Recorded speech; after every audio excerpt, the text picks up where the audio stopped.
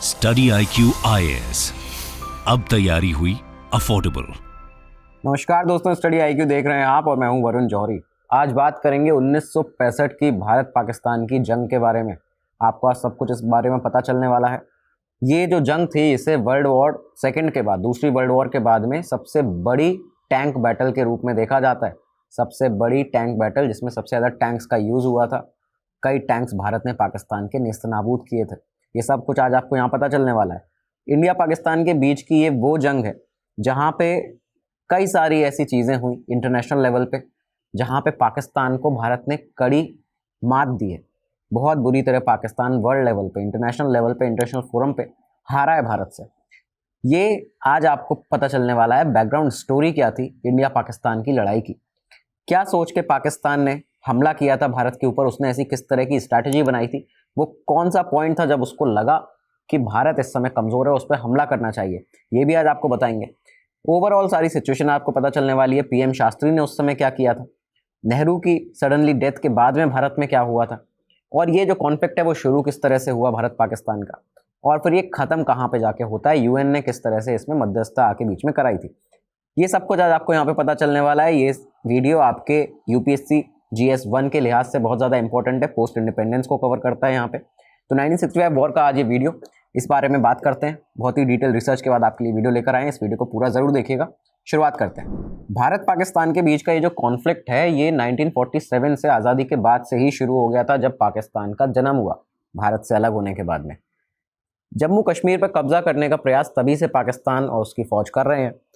आज़ादी के बाद से ये सब कुछ शुरू हुआ। सबसे पहली बार किस तरह से हुआ था कि जब 1947 में आज़ादी के बाद ही कुछ ही महीनों के बाद, अक्टूबर का महीना था, जब पाकिस्तान की फ़ौज और उनके कबीलियाइयों ने, जो ट्रेंड कबीलियाई थे उन्हें ट्रेन किया गया था पाकिस्तानी फ़ौज के द्वारा।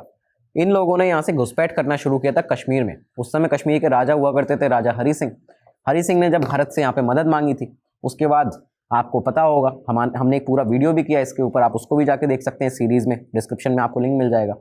तो जब राजा हरी सिंह ने यहाँ पे भारत से मदद मांगी, पाकिस्तानी फौज लगातार घुसपैठ कर रही थी, कबीलियाई घुसपैठ कर रहे थे कश्मीर के अंदर। उसके बाद इंस्ट्रूमेंट ऑफ एक्सेशन पे साइन किए जाते हैं।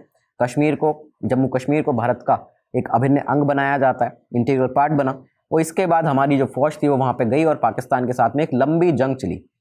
ये पहली वॉर थी भारत पाकिस्तान की। अक्टूबर 21, 1947 से शुरू हुआ था ये युद्ध, और इसके बाद दिसंबर 31, 1948 तक चला था। पूरा करीबन 1 साल से ज़्यादा का समय हो गया था। इस बीच एक लंबी लड़ाई चली। और जब इसके बाद माउंटबेटन ने, पीएम नेहरू थे उस समय देश के प्रधानमंत्री, तो जब पीएम नेहरू को माउंटबेटन ने यहाँ पे इस मुद्दे को यूएन में लेकर जाने के लिए एडवाइस किया, नेहरू इसको यूएन में लेकर गए। उसके बाद में 5 जनवरी 1949 को 1949 5 जनवरी को यूनाइटेड नेशन सिक्योरिटी काउंसिल ने, UNSC ने यहाँ पे एक रेजोल्यूशन पास किया था और फिर कॉल किया था कि सीज़ फायर के लिए दोनों देशों के बीच में सीज़ फायर का यहाँ पे ऐलान होता है। इसके बाद पाकिस्तान ने अपनी जो सेना थी, अपनी जो फोर्सेस थी, उसको विड्रॉ किया कश्मीर के से। लेकिन अब पाकिस्तान जो था वो इसी समय से कश्मीर को लेकर आगे की रणनीति जो थी उसकी वो बनाने लगा था। पाकिस्तान ने अपनी फॉरेन मिनिस्ट्री में, उसके जो उस समय फॉरेन सेक्रेटरी हुआ करते थे अजीज़ अहमद, फॉरेन सेक्रेटरी पाकिस्तान के थे अजीज़ अहमद, इनके निर्देश में यहाँ पे कश्मीर सेल का निर्माण कर दिया था। कश्मीर सेल अपनी फॉरेन मिनिस्ट्री के अंदर तैयार कर दी थी, बना दी थी। अब साल आता है, समय बीतता है, साल आ गया 1962। भारत में पीएम थे नेहरू जी। हमने उनके ऊपर पीएम सीरीज़ का एक एपिसोड बनाया, वो भी आप देख सकते हैं। साल जब 1962 आया तो भारत को एक बड़ा झटका लगा था। ये झटका था चाइना की तरफ से, सीनो इंडियन वॉर 1962 की, जिसको आप जानते हैं। ये चाइना और इंडिया की वॉर होती है और इसमें भारत को हार का सामना करना पड़ा। इसके बाद 2 साल बीते और एक और बड़ा झटका लगा। ये बड़ा झटका था 1964 में, जब मई के महीने में पीएम नेहरू की, देश के पहले प्रधानमंत्री की, यहाँ पे मौत हो जाती है। ये पहली बार इस तरह का हो रहा था कि जब पीएम की सीट जो थी भारत में वो वेकेंट हुई थी। 17 साल करीबन नेहरू प्रधानमंत्री थे देश के। अब सडनली किसी और नेता को, किसी और मंत्री को देश का प्रधानमंत्री बनाना था। नेहरू जी के निधन के बाद देश के प्रधानमंत्री बनाए जाते हैं, और जिसने इस पूरे पद की बागडोर संभाली वो थे प्रधानमंत्री लाल बहादुर शास्त्री जी। लाल बहादुर शास्त्री जी को यहाँ पे पीएम बनाया जाता है।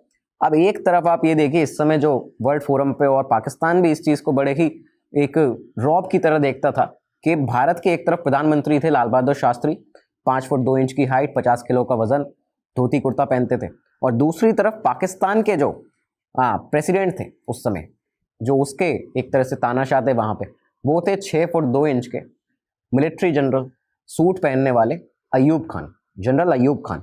अब यहाँ पे पाकिस्तान ने हमेशा से ही ये देखा कि भारत को यहाँ से उसने कमज़ोर आंकना शुरू कर दिया था। पाकिस्तान का जो कश्मीर सेल था फॉरेन मिनिस्ट्री में, उसने भारत के ऊपर अपना एक तरह से कहा जाए कि रणनीति भारत पर अटैक करने की ये बनाना शुरू कर ही दिया था। नेहरू जी की डेथ के बाद अयूब खान जो थे, नेहरू जी की डेथ से पहले नेहरू से मिलने आने वाले थे भारत में। अयूब खान यहाँ मिलने आने वाले थे, लेकिन जब नेहरू जी का निधन हो गया उसके बाद अयूब खान ने और पाकिस्तान ने इस तरह से भारत को कमज़ोर समझना शुरू कर दिया था कि जो हमारे प्रधानमंत्री थे शास्त्री जी, उनसे मिलने से इस तरह से मना किया गया था पाकिस्तान के अयूब खान के द्वारा कि अयूब खान ने ये कहा था कि अब भारत में बात करने के लिए बचा ही कौन है।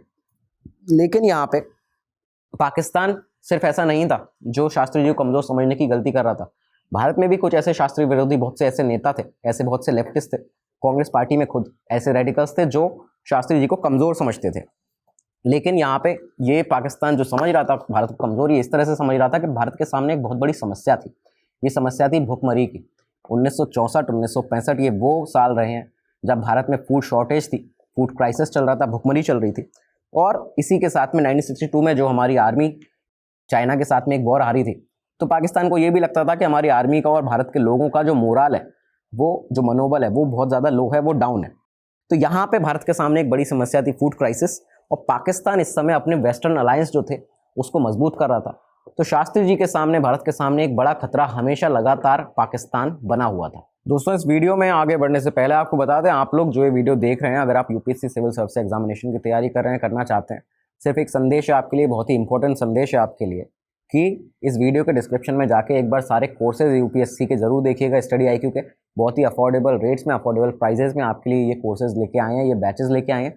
आपकी सहूलियत के हिसाब से सारे के सारे बैचेज हैं। और सबसे बड़ा डिस्काउंट पाने के लिए जो आपका कोड है वीजे लाइव, जो आपको आपकी स्क्रीन पर दिख रहा है, आपको सिर्फ ये कोड लगाना है।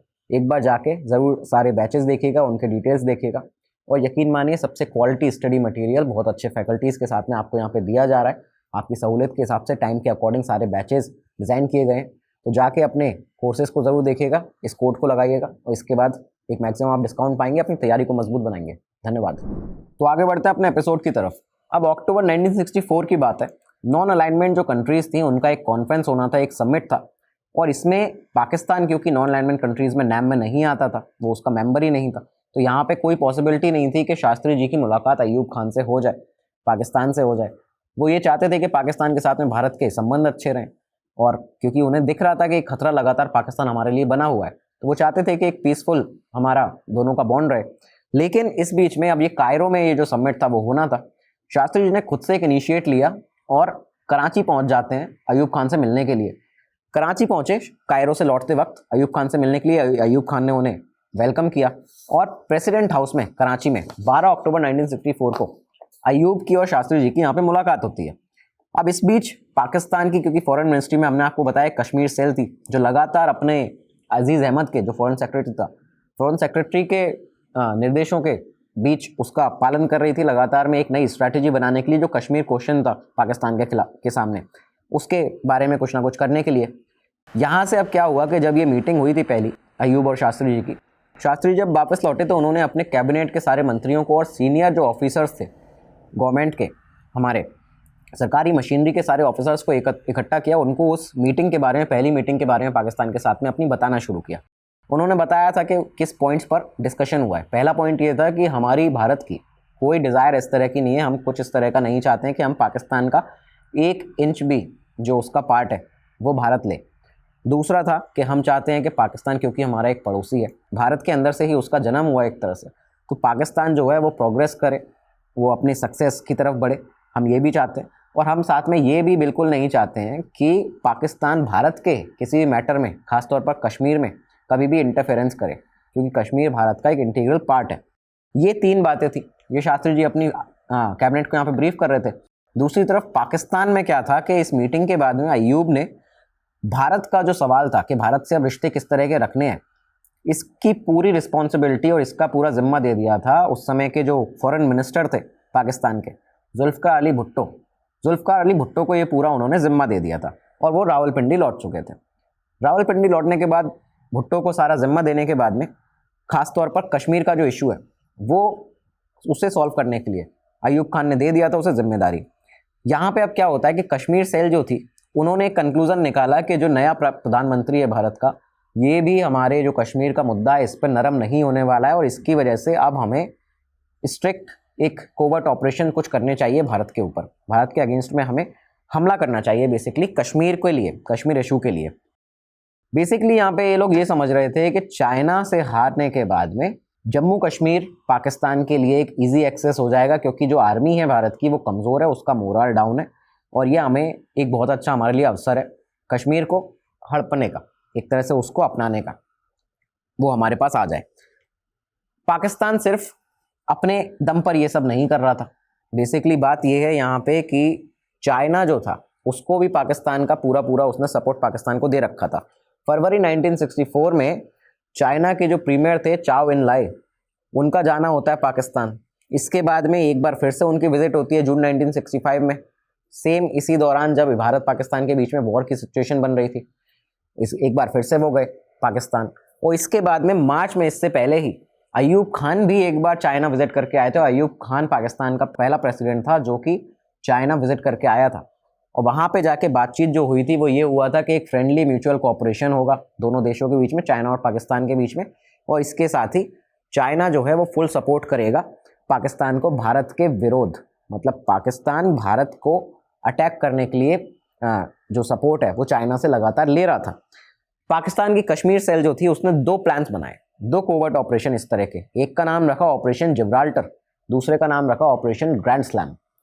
नाम रख लिए थे पाकिस्तान की आर्मी ने, लेकिन वो जो सोच रहे थे, जो उनकी स्ट्रैटेजी थी वो बहुत ही ज़्यादा, एक तरह से कहा जाए कि इस तरह की स्ट्रैटेजी थी कि जो ऊपर से देखने में बहुत ही सटीक लगती है लेकिन वो अंदर से उतनी ही ज़्यादा खोखली थी। Operation Gibraltar, operation grand slam, ये दो नाम रख लिए थे अपने ऑपरेशंस के कश्मीर सेल ने, और बताया जाता है कि ये प्रिपेयर किए गए थे पाकिस्तान आर्मी के सुपरविजन में, और सुपरविजन किसका था, उस समय के जो जनरल थे अख्तर मलिक, उसके सुपरविजन में ये दोनों प्लान्स यहाँ पे बनाए गए थे। पाकिस्तान के उस समय के एक कमांडर इन चीफ हुआ करते जनरल मूसा। जनरल मूसा ने अपनी एक बुक लिखी थी माय वर्जन, तो उसमें उन्होंने साफ तौर पर क्लियर किया, ये क्लैरिफाई किया है कि ये जो डिसीजन था, मास्टरमाइंड जो इसके पीछे था ग्रैंड स्लैम और ऑपरेशन जिब्राल्टर के पीछे, वो फॉरेन मिनिस्टर जुल्फिकार अली भुट्टो था। भुट्टो के ही निर्देशन में वो मास्टरमाइंड था, और अजीज़ अहमद के साथ में भुट्टो, जिसके जो हमेशा से भारत को इस नज़र से देखता था कि कैसे ना कैसे करके कश्मीर को हड़प लिया जाए। तो ये वो शख्स था जो एक इतने बड़े ऑपरेशन, जो दो पाकिस्तान के थे, ऑपरेशन जिब्राल्टर और ऑपरेशन ग्रैंड स्लैम, उसके लिए, उसके भारत पर अटैक करने के लिए यहाँ पे प्रिपरेशन पूरी तरह से ज़ोरों से तैयारी कर रहा था। भुट्टो ने जो स्ट्रैटेजी बनाई थी भारत के साथ में वॉर की, जंग की, उसके 4 फेज़ थे जो इन लोगों ने स्टार्टिंग में बनाई थी। उस स्ट्रैटेजी में 4 फेज़ को इस तरह से थे कि पहला जिसमें था कि एक पाकिस्तान की चुनी हुई लोकेशन पे, उसकी सिलेक्टेड लोकेशन पे जहाँ वो करना चाहता है, वहाँ पे एक ट्रायल ऑपरेशन किया जाएगा, मतलब एक ट्रायल एनकाउंटर किया जाएगा भारत की फ़ौज के साथ में, देखा जाएगा कि भाई कितनी भारत की फ़ौज तैयार है। सेकंड उसमें था कि एक डिस्गाइज इन्वेशन किया जाएगा कश्मीर के अंदर, मतलब कश्मीर में घुसपैठ की जाएगी, पाकिस्तान आर्मी जो कि करेगी उसके निर्देशन में होगा, एक गोरिल्ला जो वॉरफेयर होता है उस तरह से यहाँ पे घुसपैठ की जाएगी पाकिस्तान की तरफ से भारत के अंदर कश्मीर में। फिर था कि एक हाई स्किल आर्मी असॉल्ट करेगा पाकिस्तान चंब एरिया में कश्मीर के अंदर, मतलब जहाँ पे पाकिस्तान की आर्मी टोटली पूरी तरह से इन्वॉल्व होगी जिसमें, और ये किया जाएगा अखनूर ब्रिज को कैप्चर करने के लिए, जिससे कि इंडिया जो सप्लाई है उसकी इंडियन फोर्सेस के लिए, उसको कट कर दिया जाए, अखनूर ब्रिज के ऊपर कब्जा कर लिया जाएगा। और चौथा जो इसका था, जिसमें पाकिस्तान सफल हो ही नहीं पाया, बिल्कुल 1% भी जिसमें पाकिस्तान इसको कर ही नहीं पाया, वो ये था चौथा कि एक बहुत ही बड़ा मैसिव आर्मर्ड अटैक किया जाएगा अमृतसर के ऊपर, अमृतसर को कैप्चर करने के लिए। क्यों? क्योंकि अमृतसर एक रिलीजियस और एक कॉमर्शियल सेंटर है, तो यहाँ पे हम अमृतसर में करीबन 16 मील अंदर तक भारत की टेरिटरीज में घुस जाएंगे, उसे कैप्चर कर लेंगे, और आसपास की जितनी टेरिटरीज होंगी उन्हें भी, जो भी पॉसिबल टेरिटरीज होंगी इंडियन टेरिटरीज, उनको कैप्चर कर लिया जाएगा। और इसके बाद में इवेंचुअली जब भारत जो होगा, जो एक हारा हुआ भारत होगा, जब वो हमसे एक तरह से शांति के लिए गुहार कर रहा होगा, तब हम कश्मीर को यहाँ पे एक्सचेंज कर लेंगे बाकी जो टेरिटरीज हमने कब्जा किए हैं उसके एवज में। तो ये यहाँ पे पाकिस्तान का फुल प्रूफ प्लान था, 4 फेजेज में इसको बांटा गया था।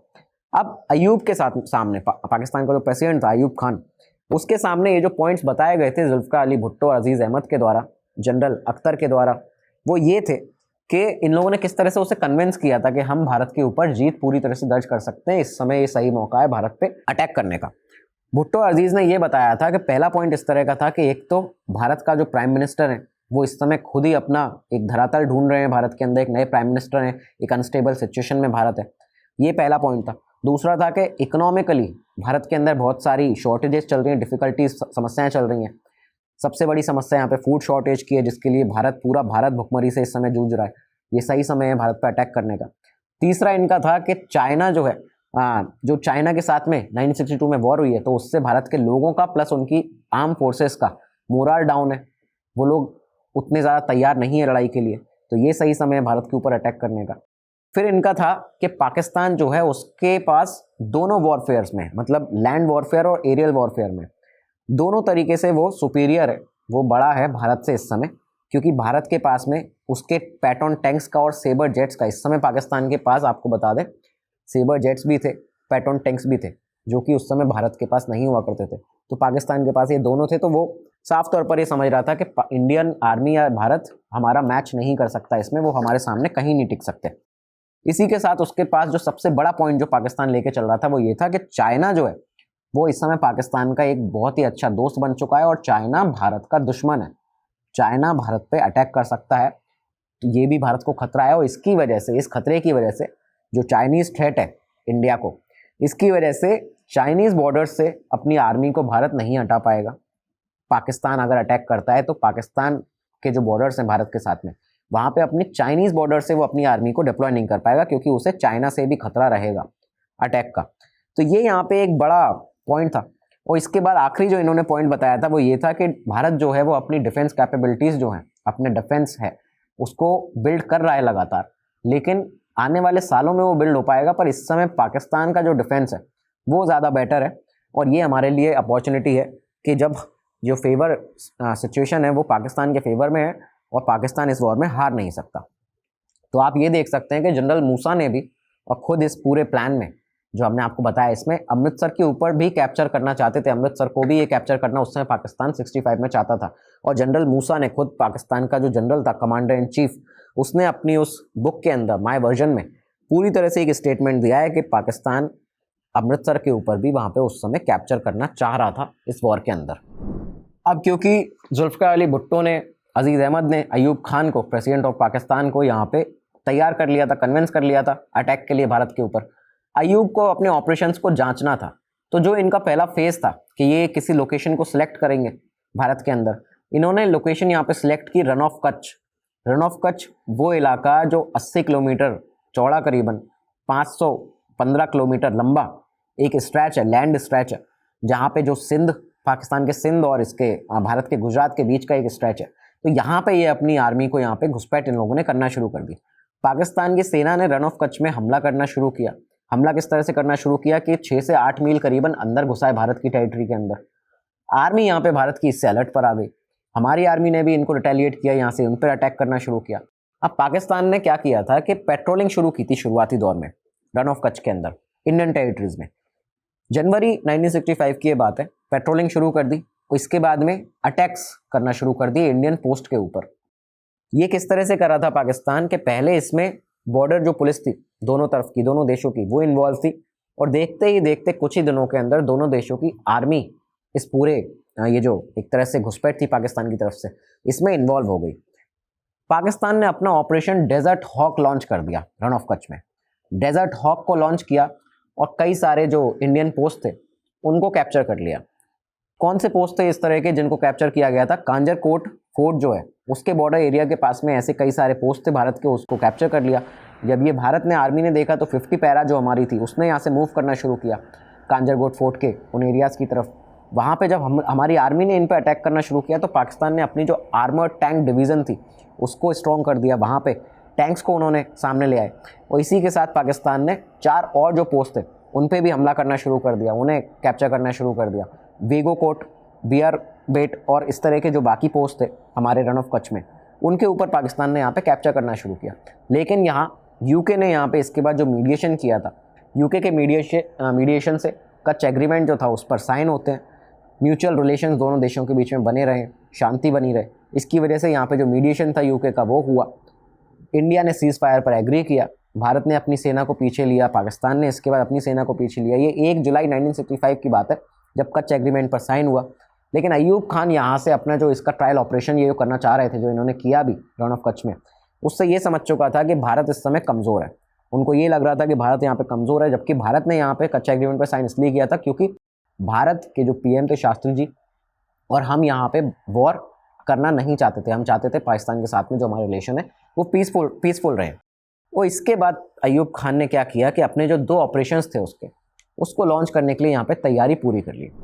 पाकिस्तान का पहला ऑपरेशन था ऑपरेशन जिब्राल्टर। ऑपरेशन जिब्राल्टर को पाकिस्तान की आर्मी ने इस तरह से डिज़ाइन किया था कि ये एक ऐसा ऑपरेशन होगा जिसमें जम्मू कश्मीर के अंदर रिबेलेशन, मतलब बागी एक तरह से कहा जाए कि भारत सरकार के खिलाफ, भारत के खिलाफ एक तरह से इंसर्जेंसी को बढ़ावा दिया जाएगा। कैसे कर रहे थे ये लोग? ये कि पाकिस्तानी सोल्जर्स और पाकिस्तान के कुछ इस तरह के ट्राइब्समैन को लेके, कबीलियाइयों को लेके, उन्हें ऐसी ड्रेस, उनको कबीलियाई की ड्रेस इस तरह की पहनवाई गई थी आर्मी के जो फौजी थे उनको, कि वो कश्मीर के रहने वाले ऐसे लोग लगे, कश्मीर में आने वाले ऐसे इस तरह के लोग लगे, और इन्हें ट्रेन किया गया था यहाँ पे इंसर्जेंसी फैलाने के लिए कश्मीर के अंदर, जम्मू कश्मीर के अंदर। अयूब खान यहाँ पे इस बीच में बताया जाता है 13 मई 1965 का वो दिन था जब अयूब खान मुरी गए। पाकिस्तान के मुरी में जाते हैं और मुरी में उन्होंने जितने भी ये जो घुसपैठिए थे इनको यहाँ पे ब्रीफ किया, इनसे ऑपरेशन की और जानकारी ली। उस समय अयूब खान ने उस मीटिंग में ये सजेस्ट किया था कि अखनूर को कैप्चर करने का जो तुम्हारा टास्क है उसको सबसे अव्वल दर्जे पर रखना, उसको प्रायोरिटी पर रखना। अखनूर को कैप्चर करना सबसे बड़ी जीत होगा क्योंकि उससे हम इंडियन आर्मी के लिए, जो इंडियन फोर्सेज हैं जम्मू कश्मीर में तैनात, उनके लिए जो सप्लाई है भारत से किसी भी चीज़ की, उसको हम यहाँ से कट कर देंगे। तो ये इन्हें यहाँ से अयूब खान के द्वारा बताया गया था। पाकिस्तान ने करीबन 30,000 ऐसे इन्फिल्ट्रेटर्स थे, ऐसे घुसपैठिए थे यहाँ पे, ट्रेंड घुसपैठिए, जिन्हें तैयार किया और 5 अगस्त 1965 को इन्हें कश्मीर के अंदर भेजना शुरू कर दिया। घुसपैठियों को यहाँ पे 9 अलग अलग ग्रुप्स में डिवाइड किया गया था और इनके जो नाम थे इन ग्रुप्स के, उनको जो मुगल शासक रहे हैं पुराने, उनके नामों पर रखा गया था। जैसे सलालुद्दीन, गजनबी, तारिक, बाबर, कासिम, नुसरत, सिकंदर, खिलजी, इस तरह के नामों से ये 9 जो ग्रुप्स थे इनको डिवाइड किया गया था। पाकिस्तान का प्लान जो था वो मल्टी डायमेंशनल था। इस तरह का प्लान था कि यहाँ पे ये जो इन्फिल्ट्रेटर्स हैं, जो घुसपैठिए हैं, ये आएंगे लोकल पॉपुलेशन के साथ में, यहाँ पे अपनी नज़दीकियाँ बढ़ाएंगे और इसके बाद में वहाँ पे एक रेबेलेशन क्रिएट करेंगे, वहाँ पे एक कहा जाए कि एक तरह से इंसर्जेंसी को क्रिएट करेंगे भारत के खिलाफ। और साथ ही साथ में ये लोग क्या करेंगे कि एक गुरिल्ला वॉरफेयर चलेगा, जहाँ जहाँ पे आर्मी होगी, जो फौज होगी भारत की, उसके साथ में जंग की जाएगी, उनके साथ उनके ऊपर अटैक किए जाएंगे। जो ब्रिजेज़ हैं उस एरिया में, जम्मू कश्मीर में टनल्स हैं, हाईवेज़ हैं, उनको डिस्ट्रॉय किया जाएगा, ख़त्म किया जाएगा। लॉजिस्टिक इंस्टॉलेशन खुद के किए जाएंगे वहाँ पे, रडार के, अटैकिंग फील्ड्स के, वॉरफेयर के लिए। और साथ ही साथ इनका ये था कि एक इस तरह की चीज़ की जाएगी कि भारत के विरोध में सेंटिमेंट जागे। ये पूरा प्लान था। और यहाँ पे इस सेपरेशन से क्या होगा कि कश्मीर को ये सेपरेट कर देगा इंडिया से। ये पूरा ओवरऑल इसका प्लान था। और इसके बाद पाकिस्तान का जो मेन एम था वो था ऑपरेशन ग्रैंड स्लैम, जो ये 1 महीने के दौरान, 1 महीने के अंदर ही उसको लॉन्च करने वाले थे। 1 सितंबर को उसकी डेट भी फिक्स हो चुकी थी। तो पाकिस्तान आर्मी का और अयूब खान का ये पूरा का पूरा प्लान था। यहाँ से जब इन लोगों ने घुसपैठ करना शुरू की, हमारे पीएम शास्त्री जी के पास में ये जानकारी गई, तो उन्होंने जनरल चौधरी को, भारतीय फौज के जनरल चौधरी को ये सख्त संदेश दे दिए थे कि आपको जिस भी चीज़ की ज़रूरत हो आप यहाँ पे करिए, हम अपना 1 इंच भी भारत का पाकिस्तान को नहीं दे सकते। आपको जिस तरह से भी पाकिस्तान के साथ डील करनी है, आपको यहाँ पे फ्री हैंड है। यहाँ पे भारतीय फौज ने भी पाकिस्तान के ऊपर अटैक करना शुरू किया। पाकिस्तान की जो घुसपैठिए थे, जो 30,000 जो इन्फिल्ट्रेटर्स आए थे, वो जिस जिस एरिया में दिखे हैं वहाँ पे लड़ाई हुई है। इसके बाद में पाकिस्तान की फौज को, पाकिस्तान के इन्फिल्ट्रेटर्स को भारतीय आर्मी ने यहाँ पे मार के भगाया है। पाकिस्तान आर्मी ने यहाँ पे सीज फायर का, क्योंकि ये लगातार वायलेशन भी कर रही थी, पाकिस्तान की आर्मी थी, इसके इन्फिल्ट्रेटर्स तो भारत में, जम्मू कश्मीर में आ ही रहे थे, घुसपैठ कर ही रहे थे, लेकिन जो आर्मी थी पाकिस्तान की, वो बॉर्डर पर लगातार सीज फायर का वायलेशन कर रही थी। अब इस बीच में क्योंकि कारगिल का जो चंप सेक्टर है वहाँ पे सीज फायर का वायलेशन हो रहा था, तो जनरल चौधरी श्रीनगर पहुँच जाते हैं 22 अगस्त 1965 को।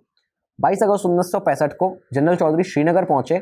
उस समय जो यूनाइटेड नेशंस के चीफ मिलिट्री एडवाइजर हुआ करते थे, चीफ मिलिट्री ऑफिसर ऑब्जर्वर हुआ करते थे, जनरल रॉबर्ट एच नीमो, उनसे मुलाकात करते हैं। यूएन के चीफ मिलिट्री ऑब्जर्वर नीमो से जब मुलाकात हुई जनरल चौधरी ने उन्हें बताया कि ये जो सीज फायर लगातार आप देख रहे हैं जो पाकिस्तान कर रहा है, ये उसकी तरफ से कंटिन्यूसली किया जा रहा है विद हैवी आर्टिलरी। ये लगातार बहुत ही हैवी आर्टिलरी के साथ, आर्मर्ड टैंक्स के साथ में यहाँ पे हम पर अटैक कर रहे हैं। और इसके बाद में जो रॉबर्ट एच नीमो थे, जो एक ऑस्ट्रेलियन थे, इन्होंने यहाँ पे अपनी लगातार रिपोर्ट्स श्रीनगर से भेजना शुरू किया यूनाइटेड नेशन सिक्योरिटी काउंसिल के सेक्रेटरी यू थैंट को। यू थैंट को ये लगातार यहाँ से रिपोर्ट भेज रहे थे इंडिया पाकिस्तान के बीच में जिस तरह से ये वॉर की जो टेंशन थी ये बढ़ती जा रही थी, हर दिन जो अटैक हो रहे थे उसकी। यहाँ से ये चीज़ भारत के पक्ष में किस तरह से आती है आपको ये बताते हैं, किस तरह से ये चीज़ भारत के लिए सबसे ज़्यादा सटीक रही है इस पूरे 1965 की वॉर में। यू थैंट को लगातार रिपोर्ट जाती थी। इस बीच में क्या किया था पाकिस्तान ने कि सितंबर 1965 में ही एक एंटी इंडिया, एक अंडरग्राउंड रेडियो स्टेशन लॉन्च कर दिया था, एक रेडियो स्टेशन बना दिया था कश्मीर के अंदर जिसका नाम था सदाए कश्मीर। सदाए कश्मीर यहाँ पे लॉन्च किया। इसका मेन टारगेट होता था कि भारत के खिलाफ एंटी इंडिया सेंटिमेंट जो है लोगों में, ये भड़काना, लोगों को भड़काना इसमें भारत के खिलाफ। तो ये क्योंकि इनका जो ऑपरेशन जिब्राल्टर था उसका एक बहुत मेन एस्पेक्ट था, बहुत मेन पॉइंट था कि ये लोग भड़काना चाहते थे भारत के खिलाफ लोगों को जम्मू कश्मीर के, ये यहाँ से करना शुरू कर दिया। अब साथ में पाकिस्तान के जो इन्फिल्ट्रेटर्स थे, ये जहाँ जहाँ अटैक करते थे, जहाँ जहाँ पे ये दिखते थे, भारतीय फौज इनको ख़त्म करती थी।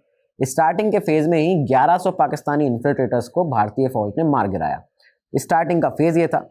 भारत की फौज ने जहाँ जहाँ पे ये लोग पहुँची थी, पाकिस्तान की आर्मी, हाजी पीर पास पे, तिटवाल में, कारगिल पे, तो यहाँ पे उन सेक्टर्स को दोबारा अपने कब्जे में लिया, दोबारा अपने पास में लिया जो अपनी पोस्ट थी उनको।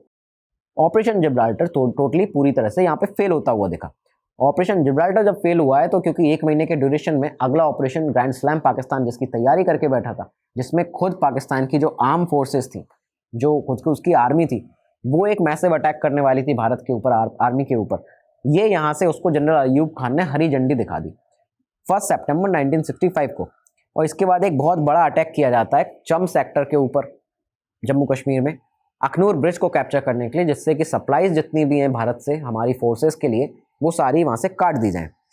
इस खबर के मिलते ही जनरल चौधरी ने, क्योंकि जैसी ये खबर मिली, जैसे ही उन्होंने देखा कि पाकिस्तान की आर्मी ने ऑपरेशन ग्रैंड स्लैम, उसकी आर्मी ने अटैक करना शुरू कर दिया है, तो जनरल चौधरी ने यहाँ से पीएम शास्त्री से रिक्वेस्ट की, भारत के प्रधानमंत्री शास्त्री से रिक्वेस्ट की कि जल्दी से जल्दी हमें एयरफोर्स को यहाँ पे भेजना चाहिए, वरना सिचुएशन हमारे हाथ से निकल जाएगी। सेम इस तरह की सिचुएशन 3 साल पहले 1962 की इंडिया चाइना वॉर में भी सामने आई थी, लेकिन उस समय सरकार ने यह डिसीजन लिया था कि एयरफोर्स को नहीं भेजा जाएगा। पर जो इस बार जो सिचुएशन बनी, जो ये ओकेजन पड़ा, यहाँ पे शास्त्री जी ने डिसाइड किया कि इमीडिएट इफेक्ट के साथ में एयरफोर्स को भेजा जाए। एयर मार्शल उस समय अर्जन सिंह थे, उनको यहाँ पे उनसे पूछा गया, उन्होंने कहा हमारी एयरफोर्स पूरी तरह से तैयार है, किसी भी वॉर के लिए तैयार है। तो यहाँ पे हमारी एयरफोर्स गई, एरियल फेज चालू हुआ इस वॉर का, 1965 की वॉर का। हमारी आर्मी लैंड वॉरफेयर जो था उसमें तो कमांड कर ही रही थी, उस पर लगातार पाकिस्तान को धूल चटा रही थी। लेकिन यहाँ पे एरियल वॉरफेयर जब शुरू हुआ 1 सितंबर को ही, सेम उस दिन जिस दिन ग्रैंड स्लैम को लॉन्च किया पाकिस्तान ने, IAF के करीबन 26 एरोप्लेन, जिसमें 12 हैविलैंड वेम्पायर्स थे, 14 डसॉल्ट मिस्टार थे, ये दोनों कैटेगरी के जो 26 ऐसे प्लेन्स थे, एरोप्लेन्स, इन्होंने यहाँ से पाकिस्तान आर्मी के ऊपर जो चम एरिया में, जो चम सेक्टर में लगातार अपने टैंक से, अपने पैट्रोन टैंक से, सेबर जेट से हमला कर रही थी हमारी आर्मी पे, उनको डिस्ट्रॉय करना शुरू किया। साथ ही साथ में पाकिस्तान के जो टैंक्स थे, ग्राउंड के टारगेट्स थे, उनको डिस्ट्रॉय करना शुरू किया।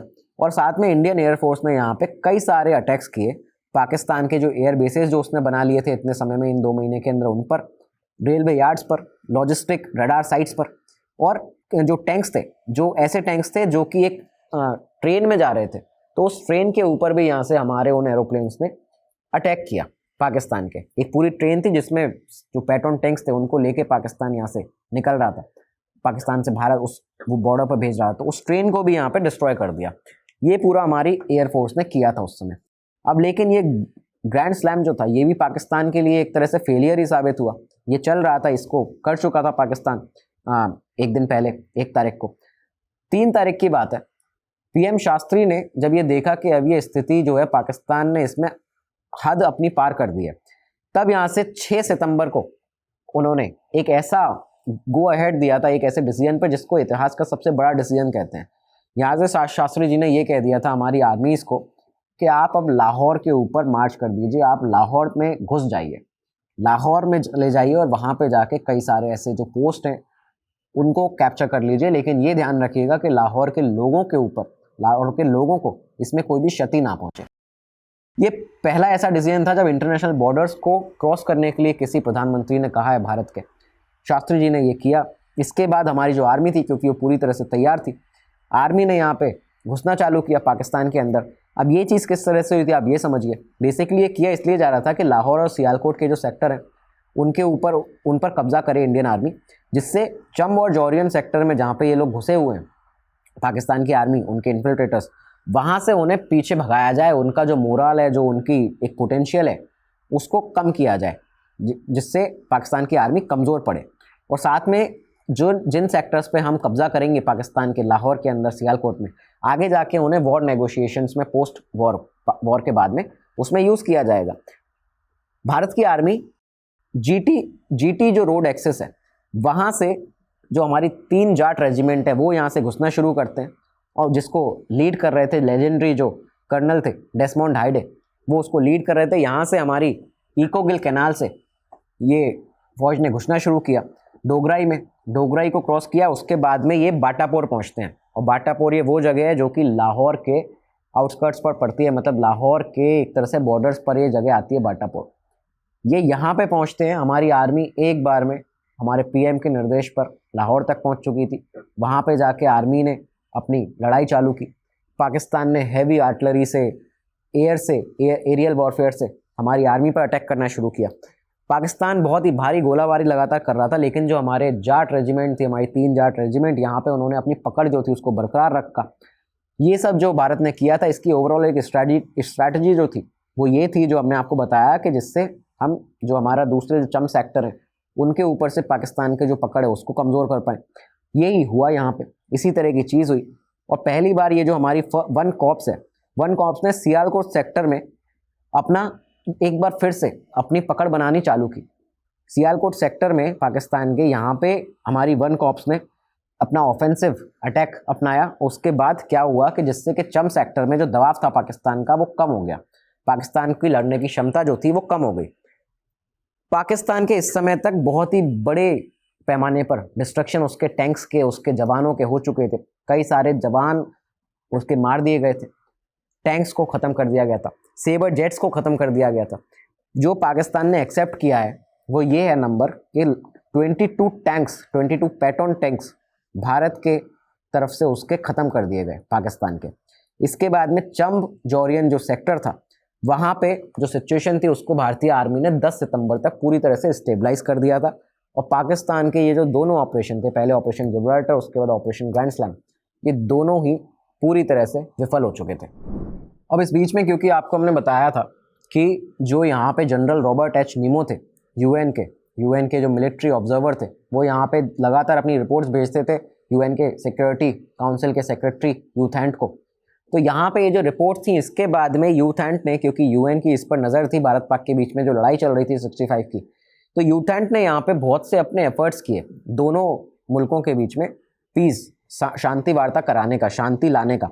और इसके चलते उन्होंने यूएनएससी में, यूनाइटेड नेशन सिक्योरिटी काउंसिल में 3 सितंबर को जनरल नीमो की एडवाइस पर यहाँ पे दोनों देशों के जो रिप्रेजेंटेटिव थे भारत से, मुझे याद है सरदार सोहन सिंह जो हमारे एक्सटर्नल अफेयर्स मिनिस्टर थे, वो गए थे पाकिस्तान से, जुल्फ़िकार अली भुट्टो आए थे वहाँ के फॉरेन मिनिस्टर। तो इन दोनों रिप्रेजेंटेटिव्स को, बाकी लोगों को भारत के, इन्हें यूएन में बुलाया, यूएनएससी में बुलाया।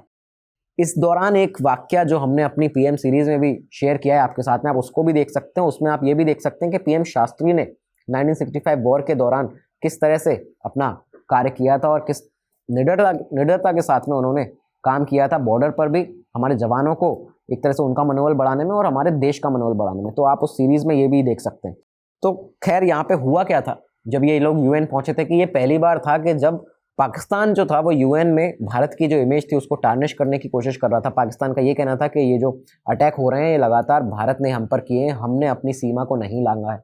पाकिस्तान ये कहना चाह रहा था कि भारत ने अपना जो सीज़ फायर है उसका वॉयलेशन किया है। दूसरी तरफ पाकिस्तान के जुल्फ़िकार अली भुट्टो थे, उसने कुछ इस तरह के रिमार्क दे दिए थे यूएन में, सिक्योरिटी काउंसिल में, यूथैंट के सामने भारत के खिलाफ, कि जब पहली बार ऐसा हुआ था कि हमारे जो रिप्रेजेंटेटिव थे भारत के, सरदार सोहन सिंह और बाकी हमारे ऑफिसर्स भारत के, वो लोग उस मीटिंग से उठकर चले गए थे। ये पहली बार इस तरह की चीज़ हुई थी।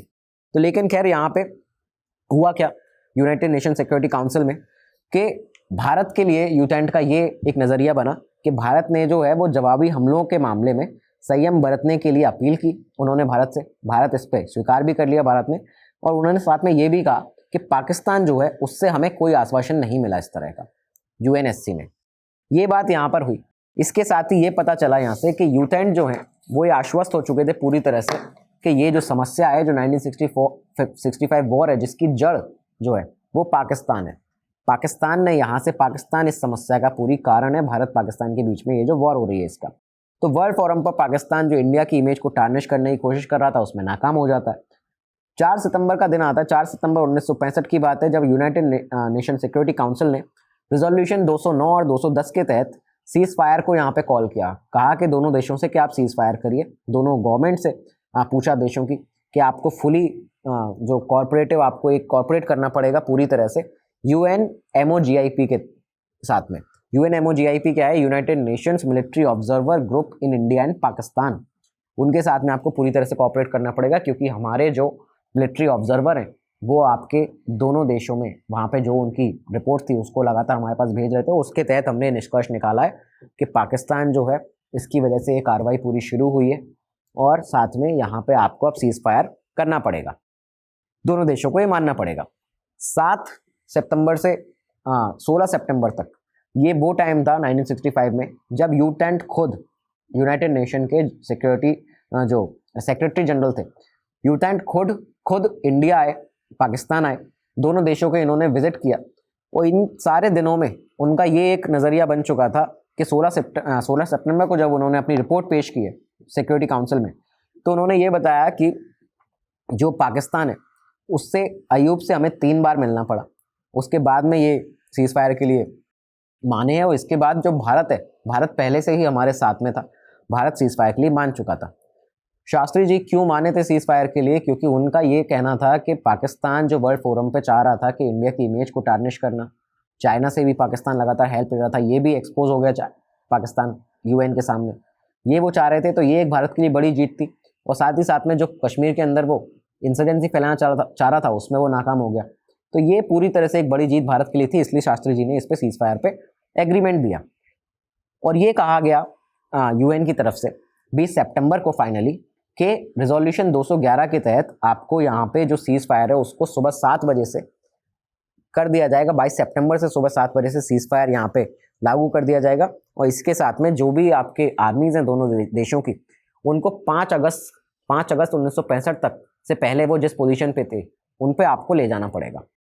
दोनों कंट्रीज जो थी उनके बीच में सीज फायर होता है यूएनएससी के रिजोल्यूशन 211 के तहत। वो इसके बाद में 1966 जनवरी में इसके आगे, इस चीज़ को आगे बढ़ाते हुए यूएस और सोवियत यूनियन ने भी यहाँ पे जो डिप्लोमेटिक इंटरवेंशन किया था इस वॉर में, तो यहाँ पे भारत और पाकिस्तान के बीच में मध्यस्थता कराने में, उनके रिलेशन सही करने में जो ताशकंद डिक्लेरेशन था उसको 10 जनवरी 1966 को यहाँ पे ताशकंद में साइन किया जाता है प्रधानमंत्री लाल बहादुर शास्त्री और प्रेसिडेंट अयूब खान के बीच में। ये चीज़ यहाँ से होती है। इसके बाद में जो सीज फायर लाइन थी उस पर एग्रीमेंट किया गया, और वापस अपनी जो सेनाएं थी दोनों देशों की 5 अगस्त 1965 के पहले वो जहाँ पे थी उनको वहाँ पे भेज दिया जाता है। इस पूरी 1965 की जंग में हमारे भारत के लेफ्टिनेंट कर्नल आदि तारापुर और जो पूना हॉर्स को कमांड कर रहे थे शाकरगढ़ में, और साथ में CQMH अब्दुल हामिद जो कि 4 ग्रेनेडियर्स के हमारे यहाँ पे CQMH थे। तो अब्दुल हामिद और आदि तारापुर, इन दोनों ने असल उत्तर की जो लड़ाई थी वहाँ पे अपना जिस तरह से पाकिस्तान के जो टैंक्स थे उनको डिस्ट्रॉय किया है, और यहाँ पे अपनी RCL गन के साथ में पाकिस्तान के टैंक्स को इन्होंने डिस्ट्रॉय किया था। इस पर पूरा एक अलग से एपिसोड बनाएंगे, क्योंकि ये हमारे भारत में जो अन्य जो सैनिक आज आने वाले हैं, जो लोग तैयारी भी कर रहे हैं डिफेंस एग्जाम्स की, उनको भी ये बहुत ज़्यादा मोटिवेट करेगा हमारी फ्यूचर जनरेशंस को आगे आने वाले समय में भी। इसके ऊपर एक पूरा एपिसोड बनाएंगे कि 1965 के जो वॉर हीरोज़ थे हमारे भारत के, उनकी स्टोरीज़ क्या थी, उन्होंने किस तरह से यहाँ पे इस वॉर में अपना योगदान दिया था। इसके ऊपर एक एपिसोड बाद में करेंगे, लेकिन फ़िलहाल पाकिस्तान यहाँ पे हार चुका था, और इस कॉन्फ्लिक्ट में पाकिस्तान, इसको इस तरह से देखा गया कि पाकिस्तान जो चाह रहा था उसको पॉलिटिकली भी डिफीट मिली, साथ में उसको स्ट्रैटेजी को भी यहाँ पर डिफीट मिली। उसने एक इतनी जो बड़ी स्ट्रैटेजी बनाई थी 4 फेज़ में, operation Gibraltar, operation grand slam, वो फेल हुए पूरी तरह से। उसके बाद में पाकिस्तान को पॉलिटिकली उसका वर्ल्ड लेवल पे यूएन ने यहाँ पे चाइना की से जो वो मदद ले रहा था वो उसमें एक्सपोज हुआ, और वर्ल्ड लेवल पे यूएन ने ये माना कि पाकिस्तान जो है उसकी वजह से ये समस्या शुरू हुई थी। तो पाकिस्तान पूरी तरह से यहाँ पे विफल रहा, और शास्त्री जी के नेतृत्व में हमारी इंडियन आर्मी के एक तरह से कहा जाए कि उनकी वीरता का जो उन्होंने अपना जो साहस यहाँ पे 1965 के वॉर में दिखाया है, उसके तहत यहाँ पे वॉर ख़त्म होती है और भारत एक तरह से इसमें यहाँ पे जीत दर्ज करता है। तो दोस्तों ये था आज का एपिसोड 1965 वॉर के ऊपर। उम्मीद है आपको यहाँ पे बहुत सी नई जानकारियाँ मिली होंगी। कई और जानकारियाँ जो इस वॉर से रिलेटेड हैं उन पे एक पूरा डिटेल्ड एपिसोड हम बनाएंगे, जैसे कि हमारे जो जवान थे उन्होंने किस तरह से यहाँ पे उनकी क्या स्टोरीज रही थी, उनकी क्या ऐसी स्टोरीज वॉर स्टोरीज हैं, उन पर एक वीडियो बनाया जाएगा। ये वीडियो आपको कैसा लगा डिस्क्रिप्शन में ज़रूर बताइएगा। काफ़ी रिसर्च के बाद आपके लिए हम वीडियोज़ लेकर आते हैं। और साथ ही साथ में एक बार इस वीडियो के डिस्क्रिप्शन में जाके अपने सारे बैचेस ज़रूर देखिएगा, अगर आप यूपीएससी सिविल सर्विस एग्जामिनेशन की तैयारी करना चाहते हैं, कर रहे हैं, क्योंकि यहाँ पे स्टडी IQ आपके लिए बहुत सारे ऐसे बैचेस लेकर आया है जो आपकी तैयारी को मजबूत बनाते हैं। और साथ में एक बड़ा डिस्काउंट पाने के लिए आपको पता है आपको क्या करना है, जो आपका कोड है VJ Live जो स्क्रीन पर दिख रहा है, आपको बस ये कोड लगाना है और इसके साथ अपनी तैयारी को मजबूत बनाएंगे, एक भारी डिस्काउंट पाएंगे। मिलते हैं अगले एपिसोड में, तब तक के लिए दीजिए इजाज़त। नमस्कार, धन्यवाद, जय हिंद। स्टडी IQ IAS, अब तैयारी हुई अफोर्डेबल।